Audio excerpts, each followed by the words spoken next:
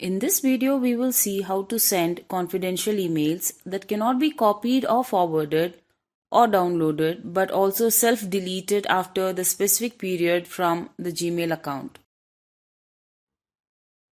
Once we compose and add all the content in our email, like in any other email, instead of sending it immediately, we need to click this clock-like icon, which is the toggle confidential mode button.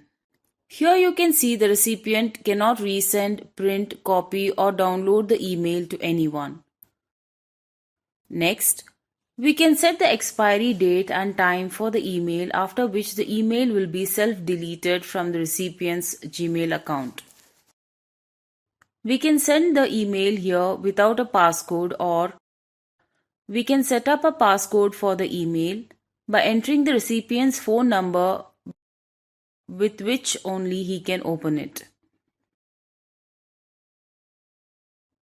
Once the recipient receives the email, he will be prompted to add the passcode that he receives in his phone to open it. Now, this email will self-delete after a day as intended if it is not deleted by the recipient by then. With this, we have come to the end of this video tutorial. Please like, comment and subscribe to my channel for more videos like this.